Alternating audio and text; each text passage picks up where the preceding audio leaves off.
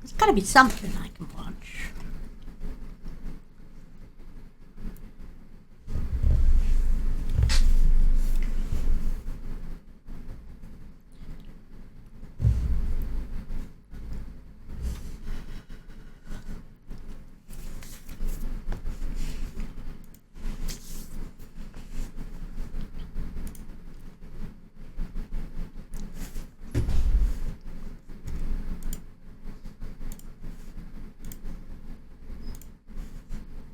And be one thing for a little while. Well, The Simpsons and Futurama have actually done this on at least 2 major occasions, with The Simpsons season 26 episode I hope this is Simsorama, okay. as well as a 4-issue This video crossover is, comic book event called The Simpsons which is the Futurama best Infinitely Simpsons Secret Futurama Crossover crossover. Crisis. Both of these events took their own approaches to combining these 2 universes, and each has their own sets of pros and cons. So in this video, I want to go over the long history of these 2 juggernauts referencing one another, and then compare and contrast Simsorama and Crossover Crisis to determine which medium handled the merging of these universes the best. Let's go already! So the first thing to note is that The Simpsons and Futurama both exist as TV shows in one another's universes. Yeah, we they know do. that Futurama is a show in The Simpsons. Why did they cancel Futurama? And we know that The Simpsons is a show in Futurama. When are you gonna make a second Simpsons movie? So this means that over the course of their long histories, most references to one another have been as references to a fictional TV show within each respective universe. The Simpsons, having way more episodes, has obviously referenced Futurama many times. There are a handful of relatively major ones too. Bender has appeared numerous times over the show's history. In Missionary Impossible, the episode ends with a Fox telethon taking donations, and Bender is one of the representatives for the Fox series. In Bart vs. Lisa vs. the Third Grade, Bart hallucinates a bunch of TV characters, including Bender, also a very scary Pikachu. The episode Future Drama features a quick Bender cameo, albeit with weirdly colored limbs. All right, you guys are my new best friends. You wish, loser! In Simprovised, they broadcast a segment of the episode live, and during this, Bender walks by with a sign that says, "Bring back Futurama again."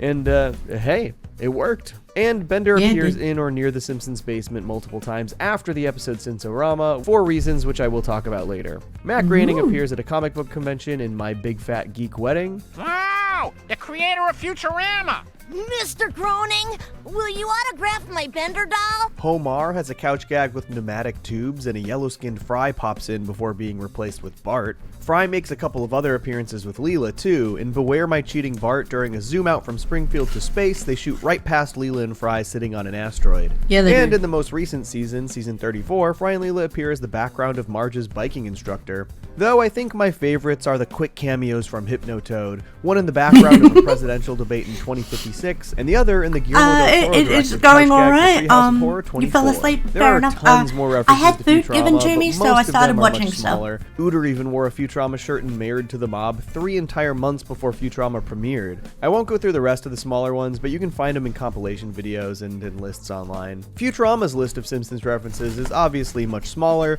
In the very first episode, Space Pilot 3000, Fry zooms past a differently colored Blinky here. Bender finds a pile of trashed Bart Simpson dolls and a big piece of garbage. Eat my shorts. Okay. I would like those videos I was talking about earlier. Homer and Bart appear as prizes in a Coney Island flashback at Mars University. The opening cartoon in Fry and the Slurm Factory is an old Tracy Ullman Simpsons short called Making Faces. In Tip of the Zoidberg, Fry contracts Simpsons jaundice, and that really is just the tip of the Zoidberg. These shows reference each other a lot, which makes sense. They share a creator and lots of writers and staff members, which came to a head in season 26's Simsorama, which aired about a year after Futurama's latest series finale, which will soon no longer be its actual series finale.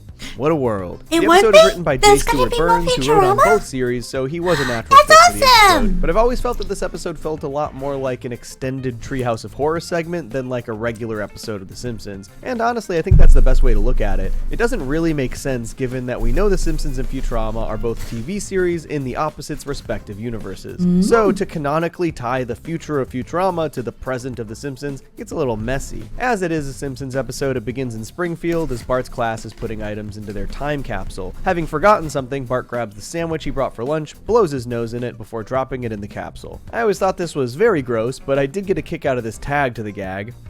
My sandwich! Eventually, during a storm, Bender sort of falls from the sky and starts stealing beer from the Simpsons' basement, only to be discovered by Bart and Homer. This might be me being a little bit of a Futurama snob, but I thought Bender opening with "Bite my shiny metal ass" was kinda weak. He says it after being hit to the ground by a broom, and it just sort of feels like, okay, let's open with the catchphrase. But it didn't really feel like a natural response to being attacked, to me at least. But Bender and Homer become fast friends, which is a really fun sequence in the episode. Homer even brings him to Moe's and he hangs out with the entire gang. They have some really touching and funny moments together here too. I know you're a robot and incapable of emotion. It's true. He gets along with all of them. They go bowling together. They have a great time. Bender and Homer are a natural pairing. It makes sense that they get along so well, and they're really fun whenever they're on screen together. I also really enjoyed this little gag about how they look alike. A little lazy, if you ask me. It's an easy joke, but it's their first time hanging on screen together. I'm glad they acknowledged it. The first act ends with Professor Frink resetting Bender, helping him realize what his mission was all along, to kill Homer Simpson. What an ironic twist of fate. This is when the rest of the Planet Express crew enters the picture, checking back in on Bender to see if he's carried out the mission. The problem being that these little rabbit gremlins are running wild in New York, and they somehow contain Homer's DNA. Making these monster rabbits is another great touch, given that Groening got his start with his rabbit-starring comic strip Life in Hell. The Professor, Leela, and Fry get transported through a portal inside Bender and arrive in Springfield, setting up the second act. Farnsworth, Frink, and Lisa all try to figure out a solution to the rabbit problem, while Fry and Leela go with the rest of the family to explore Springfield. Explore this time period. Find out why people would ever pay for freemium games. Damn, that's a good question, Futurama, Worlds of Tomorrow. Alright, moving on. Pairing Frink and Lisa with Farnsworth is a natural fit. It sets up some really funny moments, especially when Lisa asks about how they even got there. Was it a time machine? Little girl, time machines are physical impossibilities. Oh, are they, Professor? Time machines are impossible? Really? Impossible, you say? How did Bender get here? With a time machine. Alright, moving on. While I think this pairing worked well, it does feel like they didn't have quite enough for the rest of the gang to do in Springfield. There's a fun moment where Leela and Marge are anxious about accidentally mentioning each other's eye and hair, respectively. But other than that, they kind of just walk through Springfield back to the Simpsons' house. And of course, they have to kick us in the heart one last time by showing Fry walk past Seymour, which again, makes zero sense geographically, chronologically, regular logically. Yeah, it does. It's just a cheap jab in the heart. Eventually, they figure out the rabbit spawned from Bart's disgusting time capsule sandwich, mostly because they transform into these little gremlins that look exactly like Bart. The Planet Express crew and Simpsons get sucked back through Bender, and the final act is spent dealing with the gremlin problem in New York, while Bender takes Maggie to the horse track. And I did enjoy that brief scene. This was a great joke. Gee, it looks like a robot killing horses over there. Oh, 608. Can't you just let me enjoy my day off? I appreciate that the episode spends an act with the Futurama gang in Springfield and another act with the Simpsons in New York, but it does feel like they don't quite get to explore either location enough. It really seems like this should have been a two-parter or a double-length episode, kind of like the Simpsons Family Guy crossover, just to give enough time to really explore the possibilities of each location. It makes the resolution happen really fast, and while I do like the detail that Lisa helps corral the gremlins with a saxophone version of the holophoner, it doesn't feel like we spend enough time in the Futurama world. We don't really get to see the Simpsons' real reactions to that world, but I do think the ending kind of just makes it all worth it. After they return to Springfield, the only person who can't return to the future through Bender is obviously Bender, so he turns himself off and the Simpsons keep him in their basement. There's this lovely little moment where Homer pours beer into Bender's head and Bender thanks him, which I always saw as this sweet little send-off from the Simpsons to Futurama. Hey, we know your show's going into hibernation, but we'll make sure your corpse has a nice spot in the basement until it resurrects. And sure enough, we're just months away from the first new Futurama in 10 years. Yay! I've always said I overall enjoyed Simpsorama. It feels we a need bit the rushed, Simpsons and to looking visit back, I Quahog. do wish they had given it an additional episode to really breathe, but the charm of seeing these characters meet was enough for me. I found the episode relatively funny, and looking at it from a non-canonical perspective just allowed me to enjoy it like I do any What If Machine or Treehouse of Horror episode. Though obviously with Bender's corpse making occasional appearances in the Simpsons basement still, it's technically got canonical aspects. I love that Marge hides money in there. I didn't think it held up to the best of Futurama. It certainly was one of my favorite episodes of The Simpsons from that particular era. As I mentioned up top, this wasn't actually the first time The Simpsons and Futurama crossed over. In 2002, a comic book team-up called Futurama Simpsons Infinitely Secret Crossover Crisis was released as a 2-issue event. Then, in 2005, there was a follow-up called The Simpsons Futurama Crossover Crisis 2. I actually read these for the first time recently, and my friend Toonerific Tariq has always sworn that they are much better than the Simpsorama event. That is true. So, after reading 4 issues. Did I think it was better?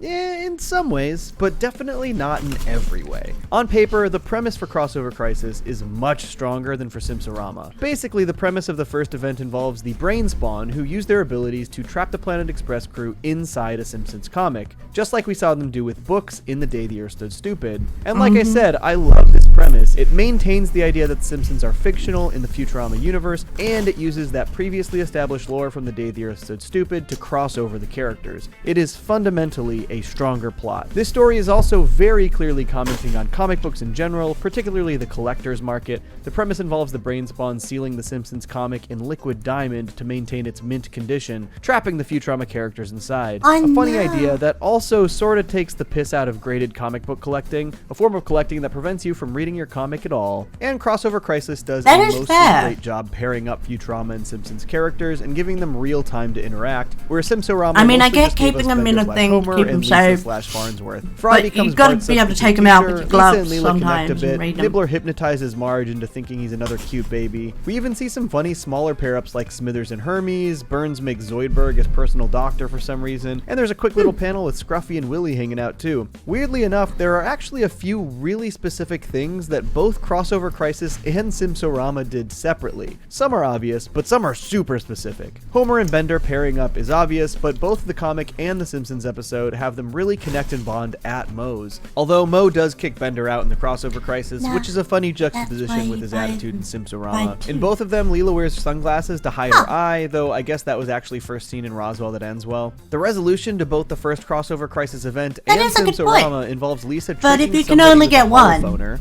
But absolutely most bizarrely, without question, is that both involve Bender banging a jukebox. Bender briefly stays like I with do with my Flanders in old the dad, Crossover with Crisis, my and dad's Flanders old catches him in the Conan the act Barbarian doing comics. something with his jukebox. And here's a line in Simpsorama. Plus, he fixed the jukebox. I think they had a thing going. Oh, baby, what you done to me? The first Crossover Crisis ends with Farnsworth using a doomsday device that tears open the fabric of comic book reality. Thus, the comic book is no longer in mint condition and is immediately removed from its casing, freeing the Planet Express crew. But it ends on a cliffhanger, as upon returning to New York, the city is mysteriously overrun with Simpsons characters. Overall, there is a ton to love about the first 2-issue event. It pairs the characters really well, gives us a fun look at what would happen if the entire Planet Express crew really spent time he had some really, and it also just rare beautifully ones. incorporates Futurama lore into its main It was premise. a cartoon. But it also at some suffers point. from some meandering story issues and contrived plot points that did turn me off a little bit, especially towards the end. There's an entire sequence where the combined gangs just end up in the Simpsons flying car thanks to some anti-gravity gum that Fry has. Just feels very removed from the story. It kind of felt like they just needed a big exciting sequence towards the end that felt far more like a tangent than a core part of the plot. And it ends conveniently with Farnsworth and Frink catching the car with like a big magnet. I don't know. There's also this weird plot point where it turns out that Smithers had actually been Amy in disguise the entire time, which fully felt like a cop-out to explain where the heck Amy had been the entire issue. It makes absolutely none of Smithers' other actions prior to this in the comic make any sense. But it was still, overall, a very fun time with lots to love. And where Crossover Crisis 1 spent its time in Springfield, Crossover Crisis 2 moves the Simpsons characters to New York. But it also reframes the cliffhanger from the first event, basically retconning it into something that Farnsworth has now made happen, inventing a pair of scissors that cut the characters right out of their fictional reality and bring them into the real world. It also reframes the event to take place in 3005 rather than right after the first event in 3002. So once again, the Simpsons characters are comic book variants, but this time they've been brought to life, and bizarrely, Farnsworth suggests that they all be used as slave labor since fics, as they call them, are not real people. Oh no! They once again jump around showcasing character pairings, with Simpsons characters being enslaved by their parallel Futurama counterparts. Fat Tony is working for the Donbot, Moe is working for Isaac, though I have to play my comic book guy card here because this panel labels the pub as Zorgnax's pub, but in the series it's actually Ozorgnax's pub. Boy, I really hope somebody got fired for that blunder. They also pair Mom and Burns, and they actually fall in love, which is a plot point I actually kind of like. But I did feel like they didn't actually do much with this premise, because while we got to see some of these fun pairings, for the remainder of the issue, the Simpsons just kind of go on random deliveries with the Planet Express crew, which is honestly something I did want to see, story, it just felt like it was fully ignoring the premise that had been set up. The deliveries were kinda fun, each one parodying a famous sci-fi movie. First Empire Strikes Back, then Aliens, and finally 2001 A Space Odyssey. And then, before they even really get a chance to explore more with the plot of the Simpsons characters being slaves in the Futurama world, they introduce the cliffhang twist leading into the final issue. Bender tosses Farnsworth magic scissors towards the library, unleashing every fictional character in history on New York. Oh no. The final issue mostly revolves around the Simpsons and the Planet Express gang trying to figure out how to fight back against the fictional characters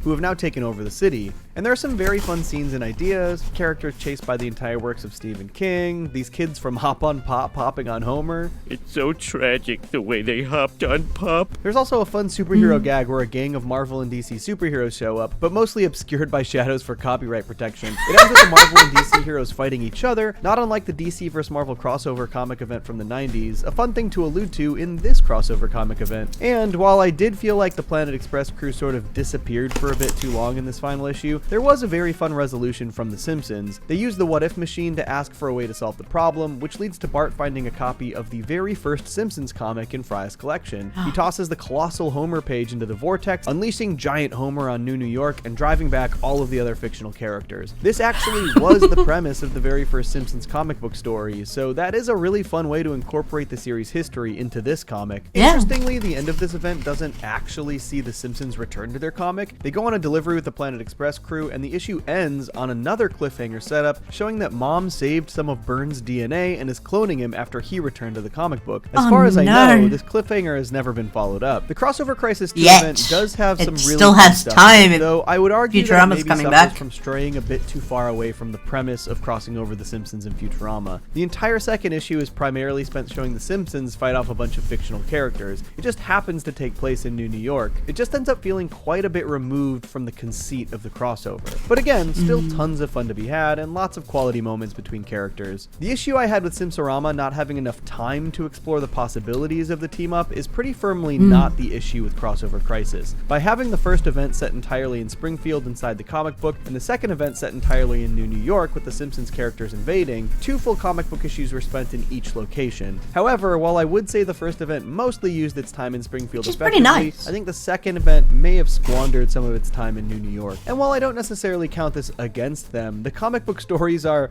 well, they're very comic booky, which, yeah, I get it, they should be, but a lot of the stuff we see in those issues do not feel like something we would want to see in a TV episode of Futurama or The Simpsons, other than the initial premise of the first Crossover Crisis. I would have actually loved to see a Futurama episode where the Brain Spawn just straight up stick the Planet Express gang right into an episode of The Simpsons. That would have been really pretty badass. And prevented the wonky continuity issues we got from the more straightforward Simsorama crossover. So, which event do I think is better? Because it probably is going to end up being that way. What you're looking for. I still think Simsorama delivers some really funny moments and some quality crossover time between the gangs, even if I think that they maybe could have used more time to really explore the premise properly and get the most out of it. Crossover Crisis spends way more time exploring the possibilities of these crossovers, although I'm kind of tempted to go find those crossovers with now. meandering comic booky plot lines. And you know, Simsorama certainly has the advantage of actually being animated and having the casts of both series performing the characters. But overall, I think both Simsorama and Crossover Crisis are very solid Simpsons x Futurama crossovers, each with their own pros and cons, and neither fully delivering on a perfect crossover experience. But who knows though, now with Futurama coming back, and all 3 of Groening's series about to be airing simultaneously, it's possible we could get one last crack at some kind of big, massive, giant crossover event. I know, I'd like that. A man can dream, though. A man can dream. Alright, moving on. And so can me.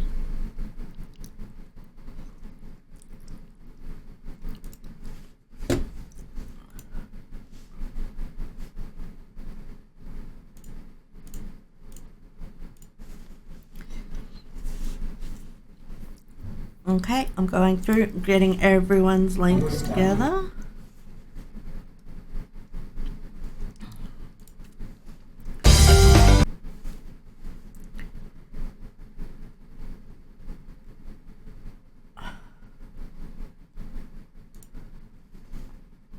Sheesh. Okay. I believe that's every link you guys have given me so far.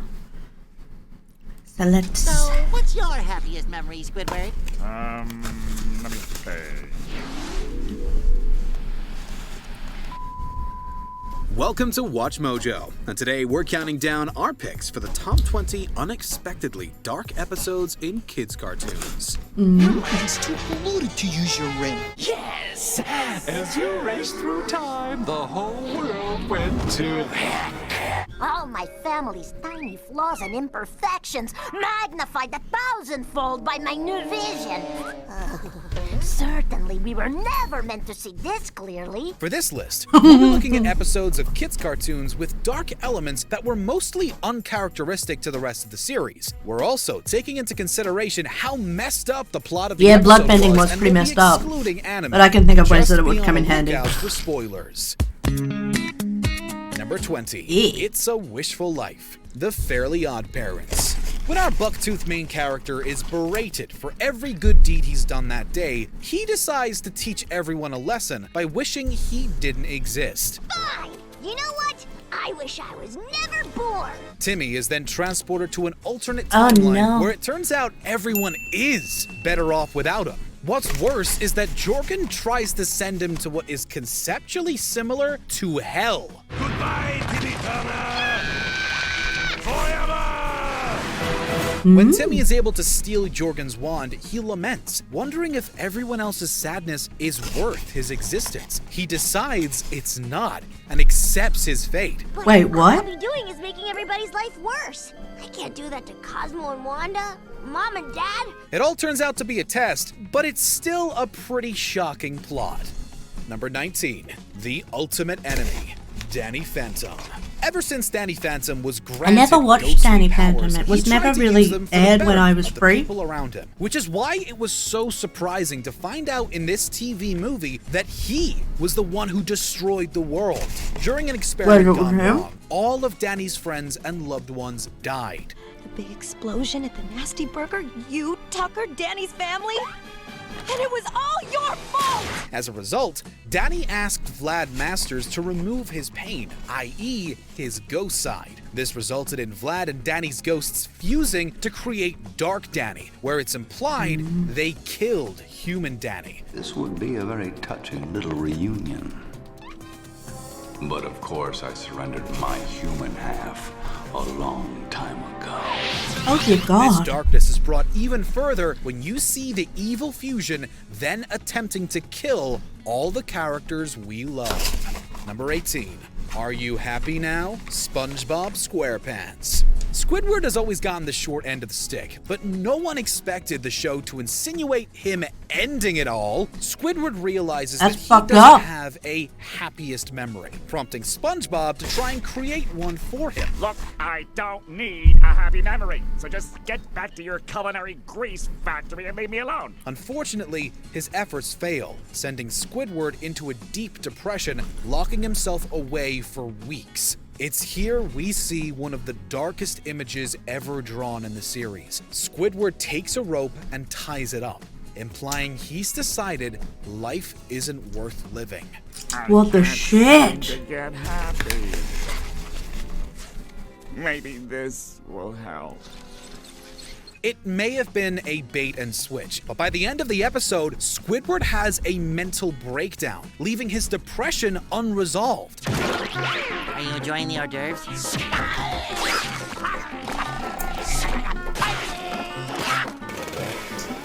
At a certain point, his pain is no longer funny. Number 17. Catch a Falling Star. Ben 10 Ultimate Alien. Ben Tennyson has battled all sorts of monsters, but battling a toxic partner is something we don't think the Omnitrix is kitted out for. When famous actress Jennifer Nocturne helps break her former kidnapper Carl Nesmith out of prison, Ben can't figure out why. Do you have the gauntlet? Early cartoons were I found it right where you said. Good girl. In only a few hours, Captain Nemesis lives again. As the two escape together, Carl commits atrocious crimes while Jennifer remains unfazed, even almost killing Ben herself. Jennifer has pitted all of her dreams of a normal life on Carl, who only reciprocates her feelings when she's useful to him. Yes, it all sounds wonderful. But there's something I have to do first. What's that?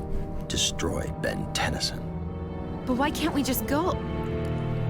I'm sure you know what's best. This episode tackles the very real issue of manipulation in toxic relationships, which is a bit different from fighting aliens. Number 16. The Same as It Never Was. Teenage Mutant Ninja Turtles. The 2003 series of TMNT has a couple of dark episodes throughout its run. However, none of us expected our heroes in a half-shell to die on screen. When Donatello is sent to the future, he discovers things took a turn for the worse in his absence. You've been gone over 30 years, Donatello.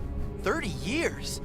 It can't be. Splinter was killed, the brothers split up, Mikey lost an arm, and Shredder has taken over the world. In a last-ditch effort to stop this horrible timeline from happening, the Turtles charge Shredder's HQ, dying off one by one. All right, Donnie, we'll do it one more time. But please, that will probably be the last one. The saddest part is seeing Raphael crawling over to his estranged brother Leo to spend his final moments with him. Leo! Leo! No, it's fine.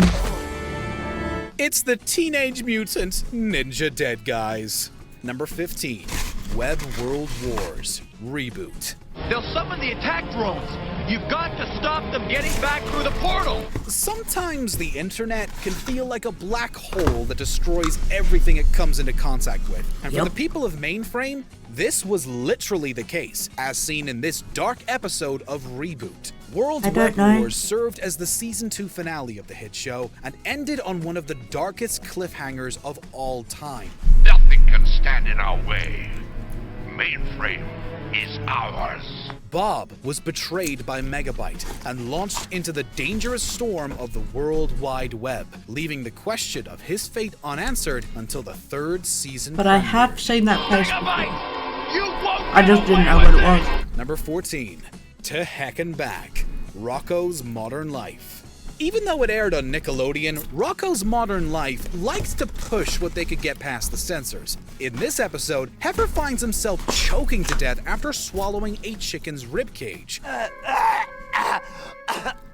While Rocko tries to revive him, Heifer meets Peaches in what is quite obviously hell. Despite Heifer's food habits being played for laughs, the cartoon gets quite dark as Heifer is exposed to his various gluttonous sins and how he would be punished. Now turn to channel 3.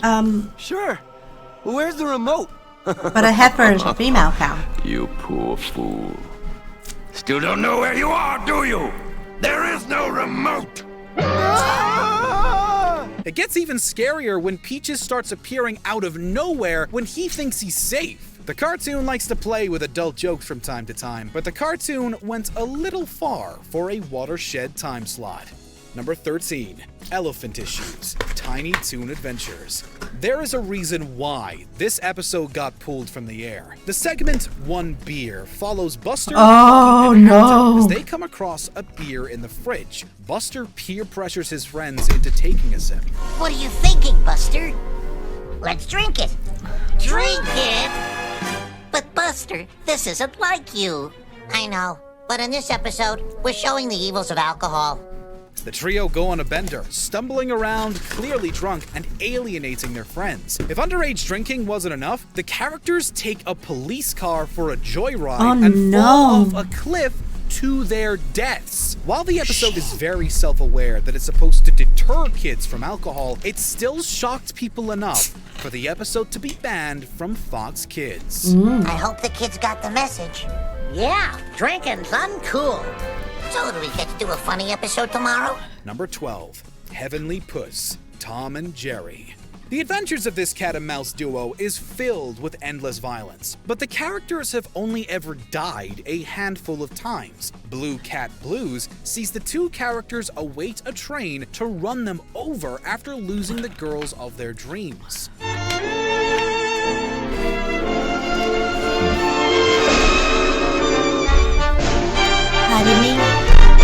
However, Heavenly Puss pulls no punches. After Tom and Jerry engage in a typical chase, Tom is crushed by a piano and ascends to heaven. But once he gets there, he is rejected for how he's treated Jerry. If within that time you can obtain the signature of that little mouse on this certificate of forgiveness, you will be permitted to pass. It's here we find Tom pleading with Jerry to forgive him before he gets sent to the red-hot place down below. Turns out it was all a bad dream, and Tom has never been happier to see Jerry.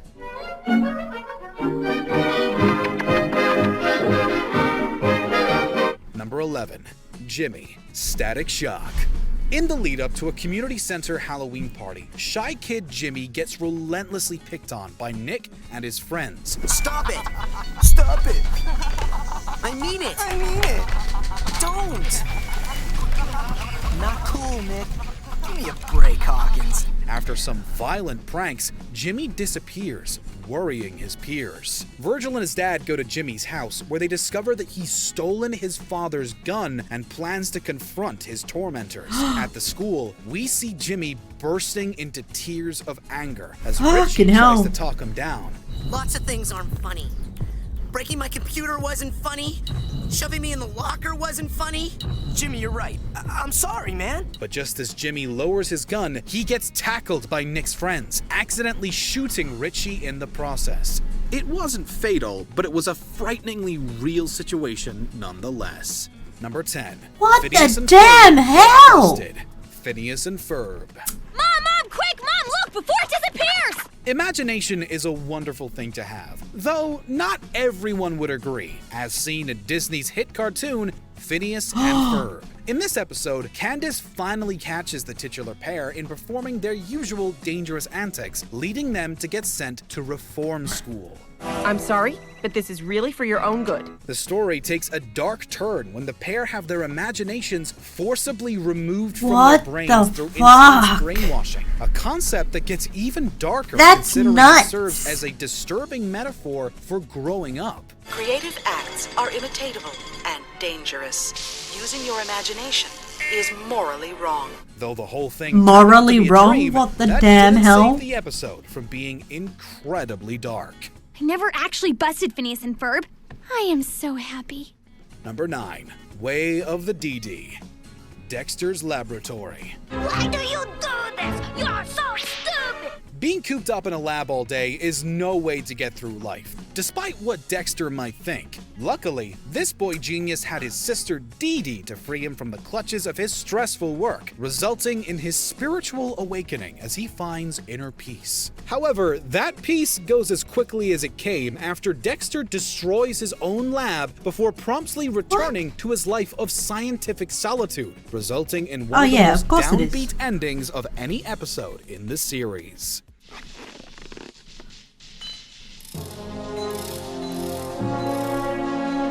Number 8. Perfect. Courage the Cowardly Dog. This show always bordered on the scary, with plenty of episodes using chilling ideas to drive the comedic situations Courage gets himself into. But the series finale haunted many children's dreams. During this episode, no matter how much he tries, he can't seem to do anything right. You did it wrong! Just like you painted the chicken coop wrong. What's wrong with how he painted the chicken coop? The windmill. His feelings of inadequacy manifests in the hallucination Chicken coops can look that way. Called the Perfectionist, who berates him throughout the story. It all comes to a head when Courage starts having bad dreams, where a CGI creature soothingly tells Courage, "You're not perfect." You're not perfect.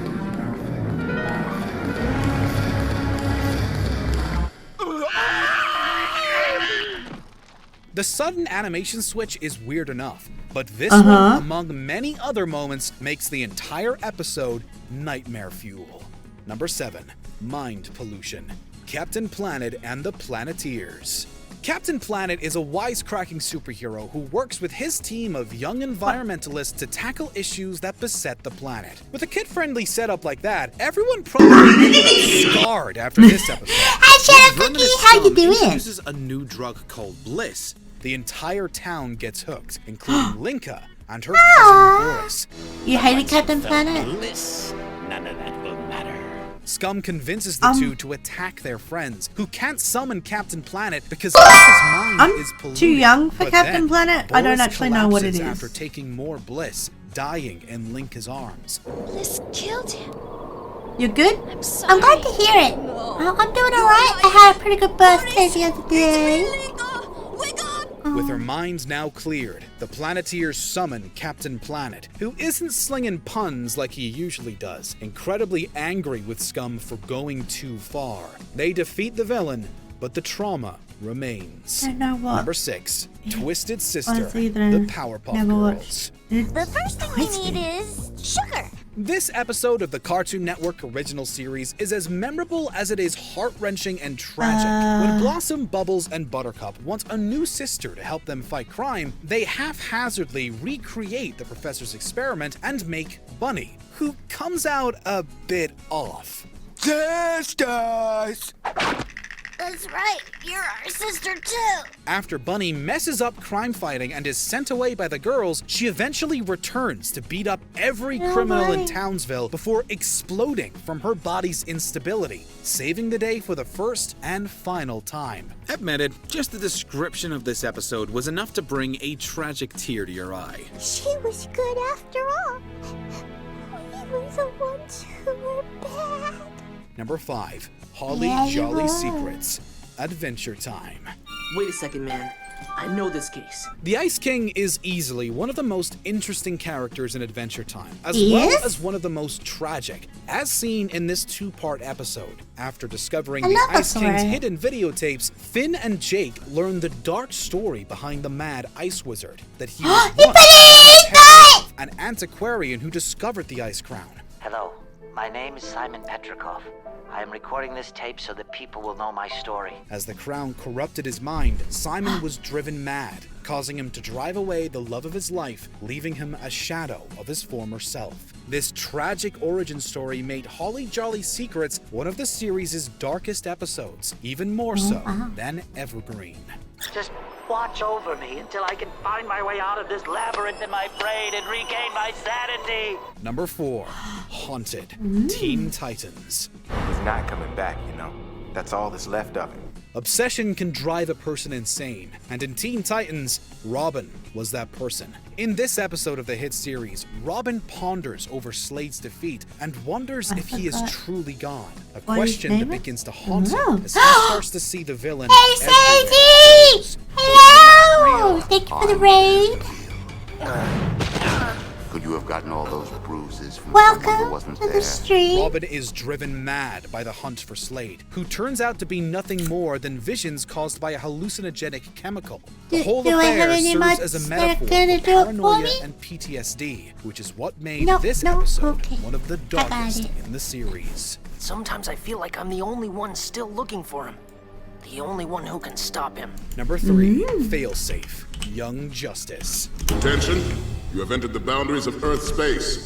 Failsafe is easily one of the most relentless and horrific episodes. See that obviously winning a Super Bowl is so hard to do, but once you're able to do it multiple times, you see that it's obtainable to go out there and get more. And so for me, I understand it's going to be a challenge every year. Every year is a new year. You keep getting better and better. But the motivation is to continue to try to do whatever you can to get back. Is picked off one by one before suddenly waking up and finding out that the whole scenario was a simulation made real by Miss Martian's powerful psychic mind, leaving everyone devastated by these real emotions for a fake experience. We know that Young Justice was supposed to be mature, but not that mature. What you experienced was a training exercise. Number 2, The Puppet Master, Avatar: The Last Airbender. Yeah, that was pretty dark, but it does have its kinky thoughts. One of the most dangerous forms of bending in the world of Avatar: The Last Airbender is blood bending, the act of bending the water within a person's blood to control their movements. It was first introduced in The Puppet Master, which told the story of Hama, a former prisoner of the Fire Nation who escaped by developing this dark technique, which she continued to use to harm innocent civilians. They threw me in prison to rot, along with my brothers and sisters. They deserve the same. Desperate to stop Hama and save her friends, Katara is forced to use bloodbending herself, an act that leaves her in tears. With such a dark premise, a tragic villain, and a horrific technique, The Puppet Master was perhaps the darkest and creepiest episode of Avatar: The Last Airbender. Congratulations, Katana. How you doing? You're a bloodbender. Before we unveil our top pick, here are a few honorable mentions. Care Bears! Drab City, Care Bears. The bears slowly lose their colors as a depressing city sucks away their happiness. It's the stone that's causing this. Too late.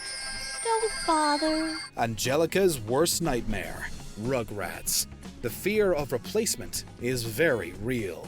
I'm the new baby. I'm the new baby and you're the old baby, see? And you better get something straight right off the bat. There ain't room in this house for the both of us. Neighbors, bears. Friendly people in the neighborhood? Or is something else afoot? They were saying stuff about how perfect and chubby I was, and how they're gonna capture me. Before we continue, be sure to subscribe to our channel and ring the bell to get notified about our latest videos. You have the option to be notified for occasional videos or all of them. If you're on your phone, make sure you go into your settings and switch on notifications. Number 1, Dark Harvest, Invader Zim. Nice! You're full of organs, aren't you? This episode is, without a doubt, the most messed up thing ever to be aired on Nickelodeon. When Zim fears that his alien biology will reveal his origins, he attempts to make his body appear more having a human. pigeon on his head! Quickly devolves into a full-blown horror movie What is it, Snell? as Zim harvests organs around the school, replacing them with everyday I liked objects that until his episode. hunt finally ends and he steals Dib's lungs. Seriously, how did this one make it past the bigwigs at Nick? I'm afraid I don't know what you're talking about. An alien harvesting human organs doesn't exactly make for great children's television, but it does make Dark Harvest our choice. Yeah, for the but #1 when I saw the unexpectedly reruns as a dark teenager, kids I cartoon freaking episode. loved it. Do you agree with our picks? The Check out this other VTuber recent clip React from Watch Cafe Mojo. log? And be sure What? to subscribe and ring the bell Wait, to what? be notified about our latest This was videos. the first ever VTuber react to a cafe vlog. Who would have thought? You hated that episode? I loved it, but I was in a very morbid place when I first saw it. But yeah.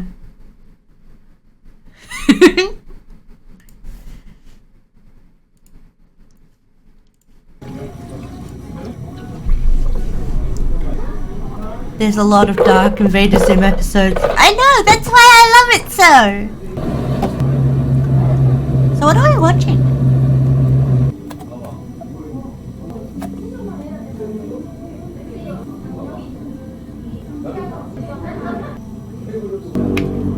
Yeah, Jade, how you doing? What are we watching? Is this Hatchet Basic? Maybe.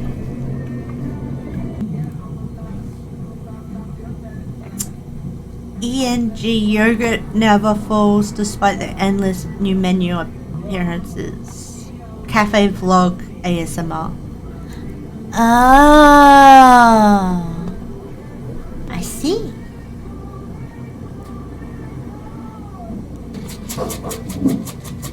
Freakouts!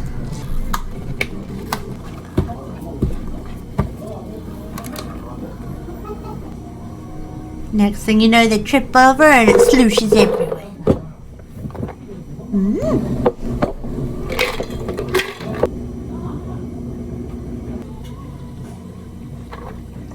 Condensed milk latte, huh? Pineapple aid and double chocolate frappe. Oh!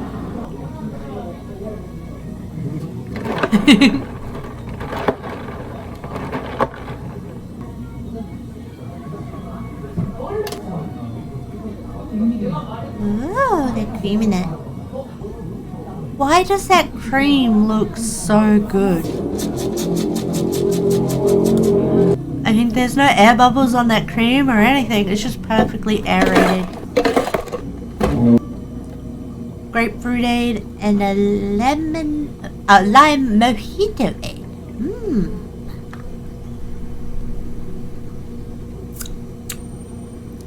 think I'll try the lime mojito aid first.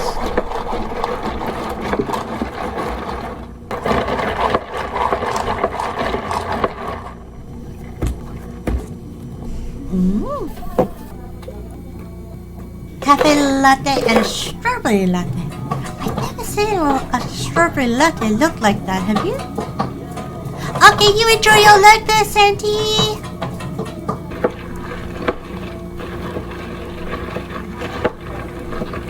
Actually, strawberry latte does look and sound tasty.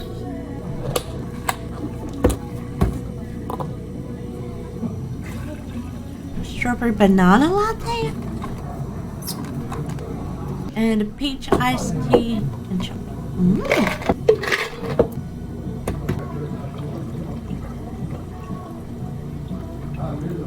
Always on your side.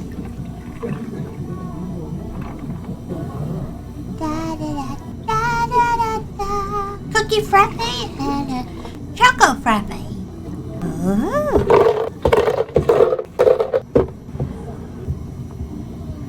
See, they look like chillers to me. But then I guess they could have different names. Yeah! A cookie frappe! Cookie! Gotta love the cookie frappe! Cookie frappe! My mouth just started watering. Double chocolate.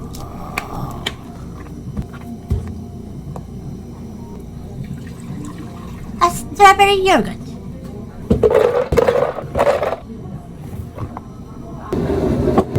So it's like a frogurt? Huh. I wanna lick it. Can I lick it? I wanna lick it. Go, I like strawberry flavoring. It's one of my favorite flavors. I just get yep.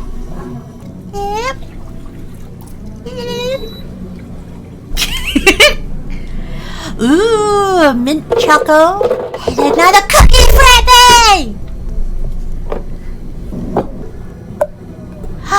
Ooh.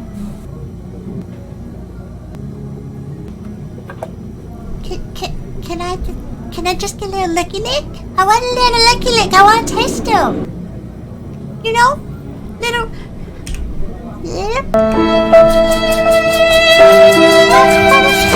Emotional damage. Just a little one. And here they're making a retro coffee, a strawberry latte, and a milkshake. Doesn't say what flavor milkshake.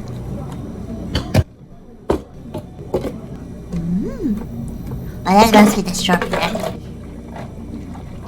Just let me dip my finger in there just a little bit. So try a little bit, try a little bit of a licky lick. Little. Just a little one.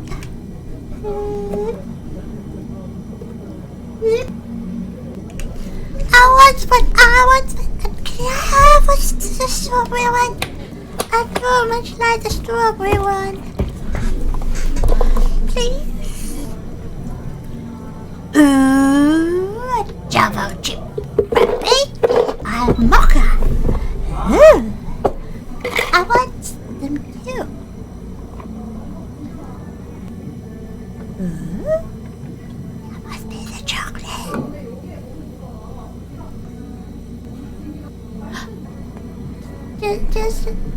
Just a little licky lick. Please, just a little licky lick. Go. Yep. Please. I want licky lick. Or just dip my finger on the side and go. Blueberry yogurt. Ooh.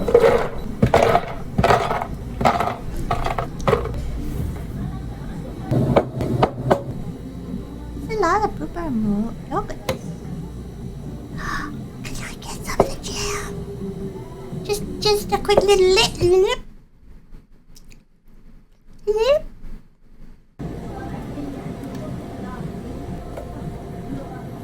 Just a quick little licky lick. Lip. No. Oh, okay. But it looks so good.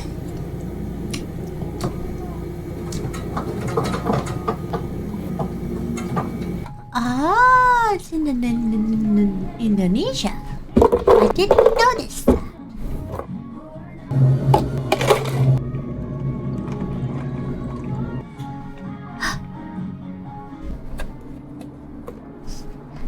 So they did the latte first, and that's the shake.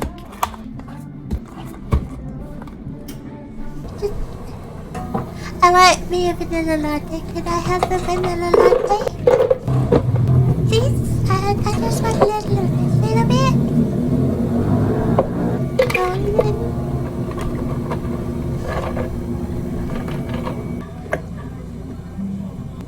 Oh.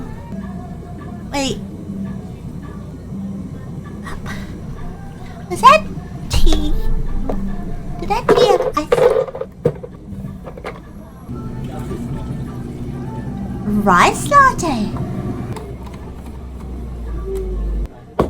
I wonder what that would taste like.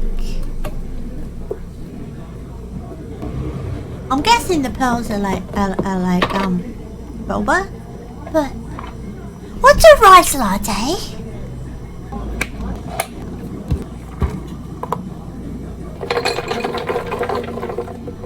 Oh, blueberry juice. They look more like raspberry.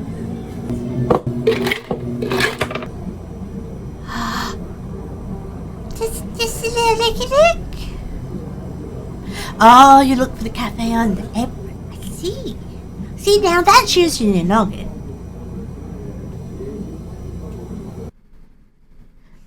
Well, they didn't let me have some. This look tasty. Oh, well, yeah, that makes sense too. That just made me want to. I wanted the tasties.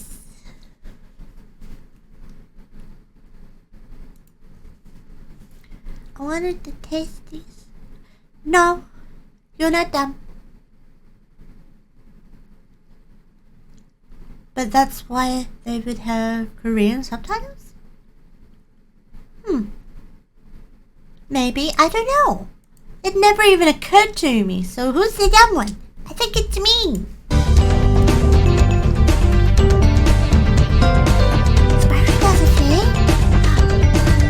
Alright, I've got all the orbs and talismans I need. And now to defeat Ripto. Uh-oh. Oh, how do I... Cross, my dear boy. Well, over 100 gems, I can get you a bridge. Yes. 100? Fine. Okay, I guess. Man, what a tight one. What the... What is this? Why, it's a door, a locked one at that. But you were just... I saw you and... A key you would require, just a measly, I don't know, 100 gems. Seriously? Oh, fine. I fucking hate money bags. Cannot believe that. What? What the fuck? You seem to be in a bind. Well, for another 500 gems, I can... Ha E for everyone. Fine! Here! Take it! You cheap bastard! That wasn't very everyone, but here you go. Finally! Oh, it's beautiful! It's another locked door, isn't it? Hello, my dear boy! Ah, damn it! You were my only true love. My phone left me a message, but I can't see it because I'm too busy. No. Yes. Excellent. And so that video is a classic. Oh my god. I love the catharsis. Thank you. Just caca. people come here? Welcome to Watch Mojo, and today we'll be looking at 20 sexual innuendos in kids' animated series. Oh, all of it innuendo. I could use a cup of tea. For this list, we're So, looking Jade, at adult was it very references entertaining and watching gags me that watch animators the, managed to slip into these iconic kids video shows. of Which the of these cafe? references went over your head as a kid? Let us know in the comments down below. Extra Charge, Dexter's Laboratory. So tell me about yourself. After firing Dee Dee, Dexter decides to hire a new sister to fill the void in his lab. Spastic sister, that's what they said. Spastic sister, and that's me, so here I am. He ultimately goes with a woman with cartoon-level curves. Prancing around in a ballerina outfit, she presses all of Dexter's buttons. When can you start? When Dexter asks her to dance a little, though, she notes that it will cost him an additional fee. I'd like to see you dance. Oh, okay, but it's $50 extra. Judging from this, it's safe to say that this woman may have previously worked as an exotic dancer. She might aspire to be a famous actress, but sadly, there's no permanent role for her on Dexter's lab. This isn't working. I'll say. One great video game, Steven Universe. When I got to his house, I saw he cleaned up his room a little. Sexuality is a recurring theme in Steven Universe, although it's often addressed in a clever, understated manner. So that would make him Greg's brother and father? That would explain a lot. The most notorious innuendo in the series has got to be when Sadie opens up about her relationship with Lars. After buying a video game for her co-worker, Sadie had the pleasure of being his player too. He let me be his player Well, that's too, good. and we spent the whole night together. The naive, wide-eyed Steven assumes this means they spent the whole evening playing the game. Yet, the look in Sadie's eyes suggests that Lars and her were up all night doing something else. And That really I get, is nice. Must have been one great video game. Farrah Fawcett. I get the feeling Johnny he tried to Bravo. go in the back. Oh, Farrah, I love the way you make me smile. Johnny Bravo has one thing constantly on his mind: getting the ladies. In this episode, he sets his eyes She got no butt! Farrah Fawcett. Oh, how sweet. That smarmy is so nice. I'm gonna have to give him a big kiss. With the real Fawcett lending her own voice, she plays a game of pin the tail on the donkey at a birthday party.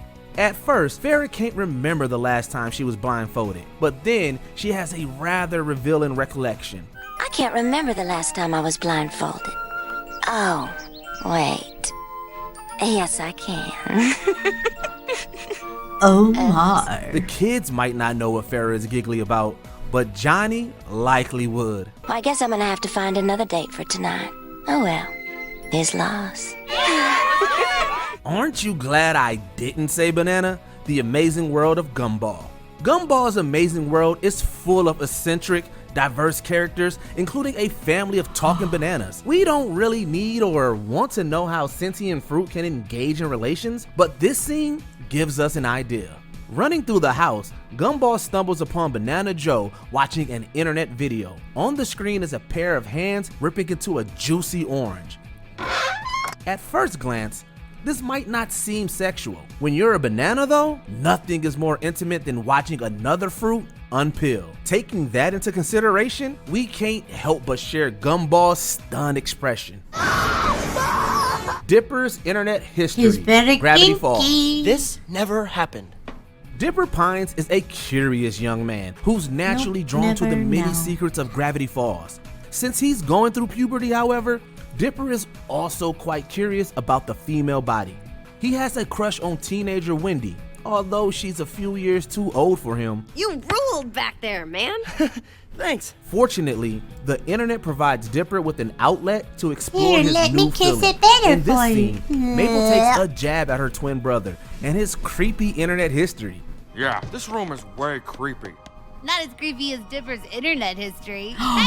It's never made clear what kind of websites Dipper Oh, has been no. visiting. Then again, some mysteries are better left unsolved. Johnny and the Deltones, Courage the Cowardly Dog. What do you know? A velvet thick record. If you thought Dipper's internet history was creepy, you should log on to Courage the Cowardly Dog's computer. What does this one do? Oh my! On one occasion, Courage has an adult entertainment website bookmark. But that's far from the only innuendo in the series. While listening to the radio in another episode, the announcer mentions a band that's apparently called Johnny and the Dildo. Here's one from Johnny and the Dildo. That's what it sounds like. There's some speculation that the announcer actually says Johnny and the Del Tones. The moment goes by so quick that it's hard to make out his exact words. In any case, we're pretty sure a subliminal message snuck past the censors. Too bad Eustace smashes the radio before the song starts. Stupid radio. Can't get a date. Justice League. Relax, lady. This will all be over before you know it. The DC animated universe has been hailed for its sophistication in treating its audience like adults. It isn't surprising then that the grown-up themes of Justice League would extend to the occasional innuendo. Her head touched his dick. Nice kitty. This exchange between Hawkgirl and the Flash is perhaps the show's most obvious sexual overtone. As everyone's favorite speedster boasts about being the fastest man alive, Hawkgirl notes that his superpower may also be his greatest weakness. That's fast. Fastest man alive. Which might explain why you can't get a date. Yeah. Hey, what's that supposed to mean? Quiet. Hopefully, Flash has different speeds for different occasions. Sam's Prison Gang, The Adventures of Sam and Max, Freelance Police. Oh no, you don't want a prison. You don't want a Despite prison their date. cute, No. cuddly appearances, No, Sam and Max no one wants never one of shied those. away No. from edgy humor. Throughout Make their you drop this short-lived out. animated series, they managed to incorporate plenty of adult-oriented jokes while maintaining a kid-friendly rating. Visiting his grandmother at the big house where she works, Sam looks at the prison showers in awe. The dog detective can't help but think about the stories these walls could tell. Although his rabbity companion points out that they're better off not Reminds me knowing. of a dirty joke I heard once. Gee, if these walls could talk. I think it's best if they keep their mouths shut. As if that's not shocking enough, this scene also throws in a drop in the soap gag. Whoa. In here, jokers. Try my sausage. Hey Arnold. Yeah, want to know the joke I was telling you about? It is DC Universe joke, and it's dirty. You want to hear it?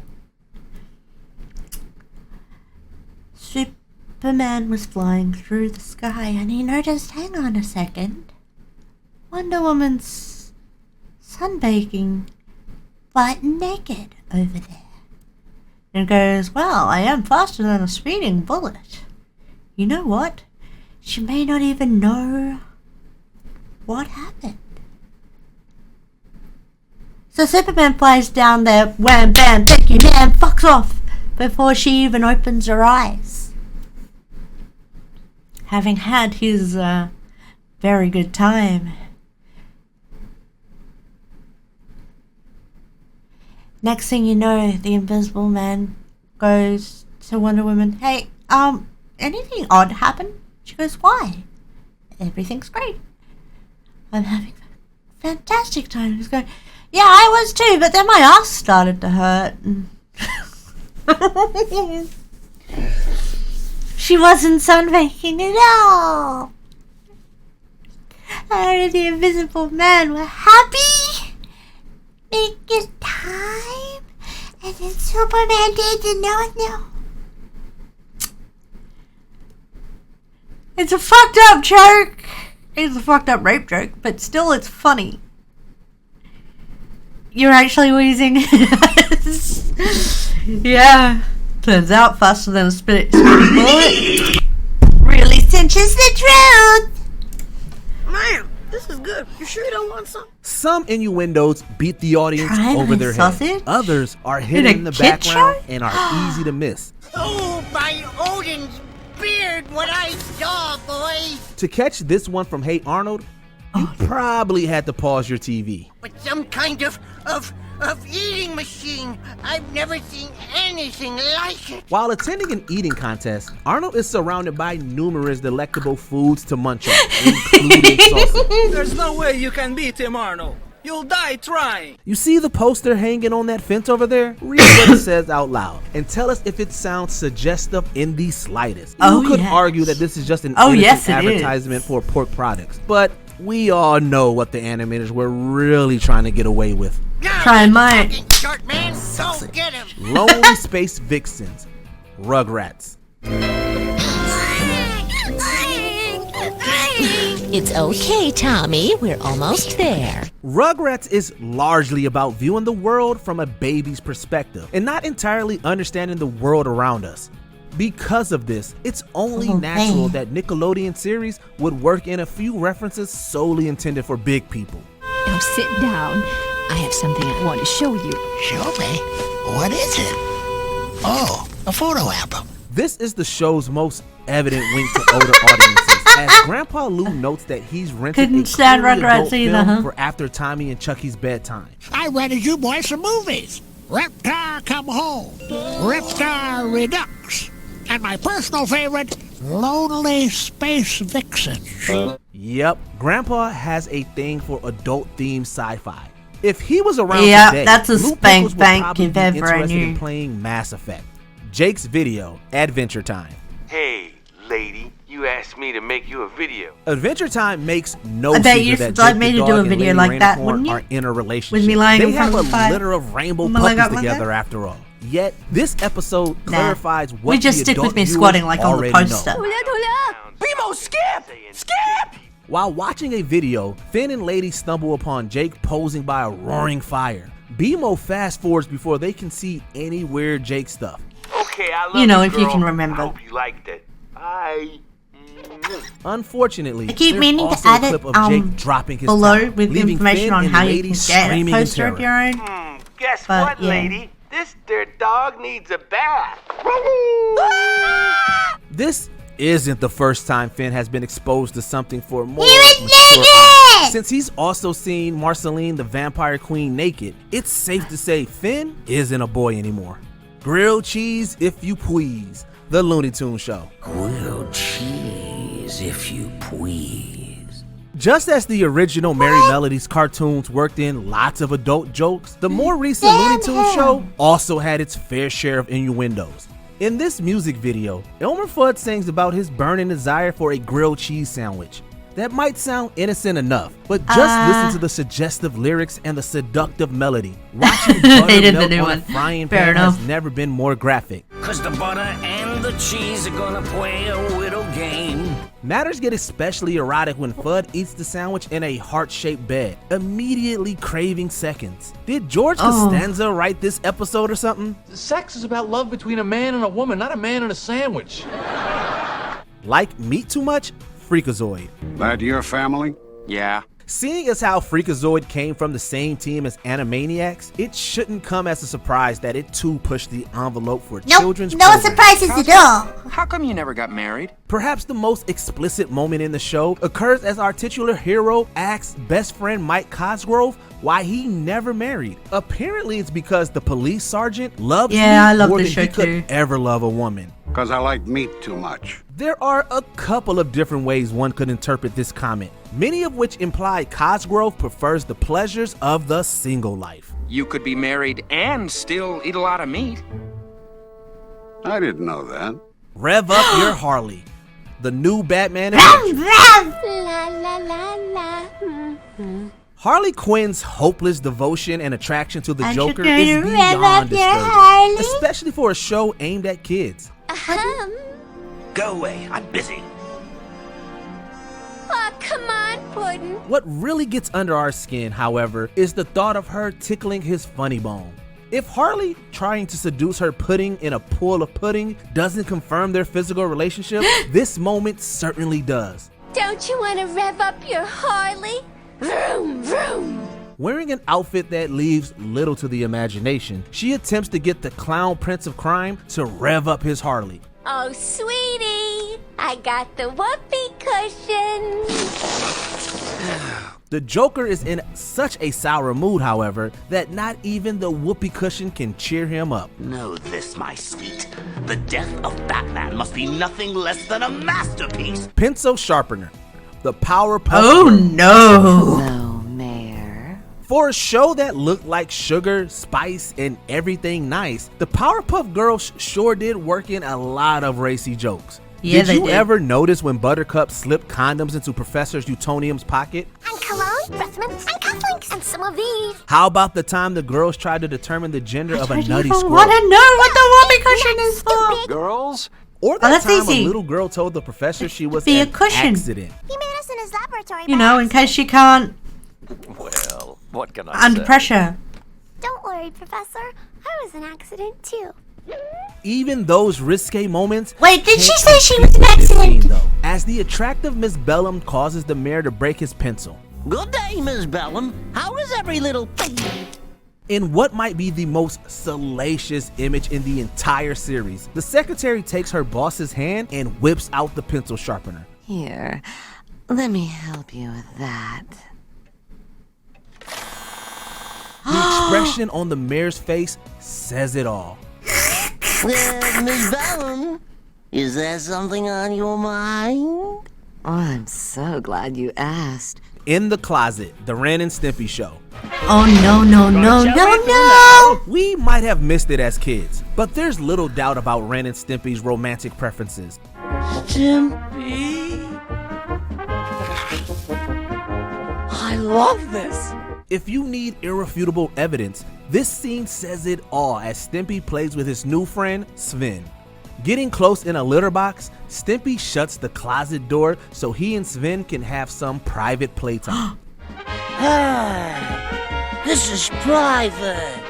Although we don't see what happens, their risque descriptions of juggling and sword swallowing really challenge what you can get away with in a cartoon show.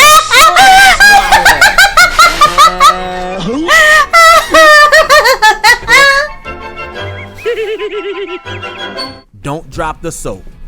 SpongeBob SquarePants. Lobster balloons. Don't drop them. While SpongeBob SquarePants may be the least sexualized being on the planet, even he has a spicy side.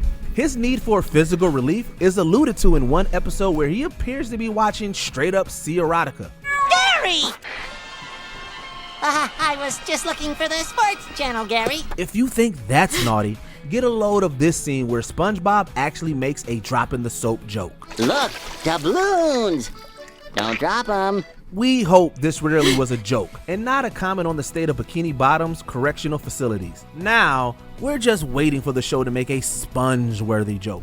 I'm a dirty boy. One-on-one hotline. Rocco's Modern Life. You know, Heifer, sometimes I think I was destined to exist in an endless world of filth. Honestly, it's hard to choose one moment from Rocco's Modern Life. In one episode, Rocco and Heifer are able to find a motel room after a premature departure. And in another, Rocco has a berry picking mishap that is more than just a little suggestive. For this entry though, we had to bring up the time Rocco gets a job as a specialty phone operator. His crass language on the phone and the suggestive posters in the background though clarify that this position is much kinkier than the want ad entailed. Specialty phone operator. I could do that. Couldn't I? Oh baby, oh baby, oh baby. Rocco. Mrs. Bighead? If that's not uncomfortable enough, it turns out the woman on the other line is Rocco's next door neighbor, Mrs. Bighead. Awkward. Buffalo Gals, Cow and Chicken. Sexy Buffalo Gals, won't you come out tonight? Come out tonight, come out tonight. This controversial episode of Cow and Chicken is They're jam-packed gonna with run so many lunchtime innuendos that carpet. Cartoon Network actually banned it after one airing. Hey guys! Look what I found spying on us! Chicken? We ain't chicken! The story centers on our title characters crossing paths with a motorcycle male gang known as the chicken. Buffalo Gals. We're the Buffalo Gals! Oh, the Buffalo Gals! A motorcycle riding gang that randomly bursts into people's homes and chews on their carpets. Their short hair, deep voices, and all around Bet they know where the masculine doorbell appearance is. imply that the Buffalo Gals are stereotypical lesbians. As if that's not already blatant, the bikers actually pop into random homes and chew on their carpets. Before we continue, be sure to subscribe to course our they channel do. and ring the bell They to get never notified miss about the our latest doorbell. videos. You have the option to be notified for occasional videos or all of them. If you're on your phone, make sure you go into your settings and switch on Yeah, it notifications. was completely and utterly fucked. Fingerprints, Animaniacs. It's time for Animaniacs, and we're saying it to the max. Although Animaniacs was primarily marketed to children, its pop culture references, social satire, and elusive innuendos made it just as much fun for adults. Hello, nurse. The writers got away with a ton of dirty jokes over the years. For example, the time Miss Flamille tried to educate the Warners in conjugation. The standout moment though is this infamous instance that had kids scratching their heads and adults dropping their jaws. Studying a crime scene, Yako asks Dot to unearth fingerprints. She instead returns with a certain musician. As for what follows, well, even for Animaniacs, this gag was next level. I found prints. No, fingerprints. I don't think so. Did you enjoy this video? Check out these other clips from Watch Mojo. And be sure to subscribe and ring the bell to be notified about our Most latest powerful videos. demon lord. And then it's got that one. I love that anime that they've got the picture of there. It's just great. That took a sec. Yeah, it did. I'm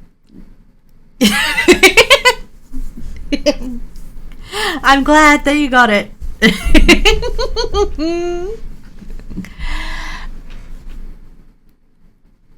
So, you got rejected by Dot. I know, right?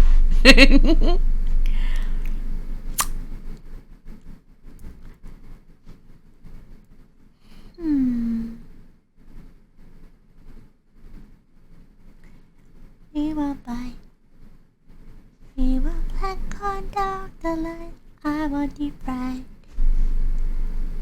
Water Twinkie nice. So, what now?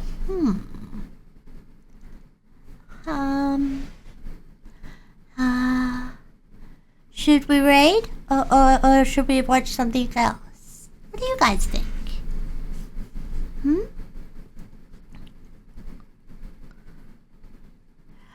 Oh, I should probably go just in case we end up doing the dinner thing tonight.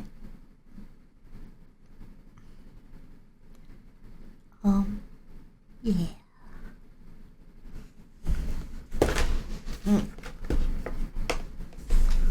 I mean, I doubt it. Yeah, a raid. We just gotta work out who to raid. Any ideas? Clem's on at the moment? Okay, but no telling him what we worked out. Thank you for stopping by, Shadow Cookie. I do appreciate it. I will be back on again tomorrow. Because we've got a D&D game and all that goodness. But yeah. Ooh, Clem's playing Dead by Daylight. Remember to give him shit for leaving my birthday party early.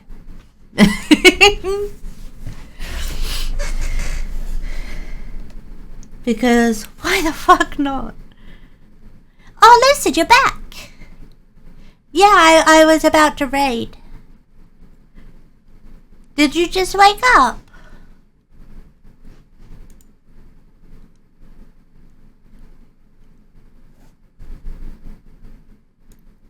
Sad. I'm sorry. But there's a chance I may be doing dinner tonight, so I should finish before dinner time, just in case. It was a good stream. I will see you next time, Gamer of Gamers. But before that, I will be streaming again tomorrow, because, well, D&D and all that goodness. Bright and early. Fingers crossed we actually get to play D&D. But yeah, raid message. It's time to do the raid message. Even though it's lost on Clem. P-Y. R-U-S-S-Y. can't make it to D&D most of the time. That's more than fair enough there, Lucid. But you know where to find me. And if you need to chat about anything, I am here for you. Whenever I see the message, I will respond. It's so fucking late for me. I understand. It's like 4:30 in the morning right now? Damn. You're almost like 12 hours behind me. That's nuts. Cause it's 4:42 in the evening right now for me. 2:12. Well, I may be late, but I do appreciate you guys stopping by. I really do. It means a lot to me. And I do consider you all friends. No, at the moment it's 8:12. Okay. Well, that's not as bad.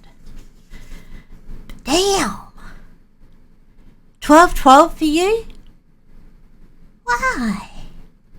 You guys are awesome, and I do appreciate you spending the time with me. I really, really do. I just want you to know that. Copy. Here's the raid message, guys. Remember what we agreed with the hot koji thing?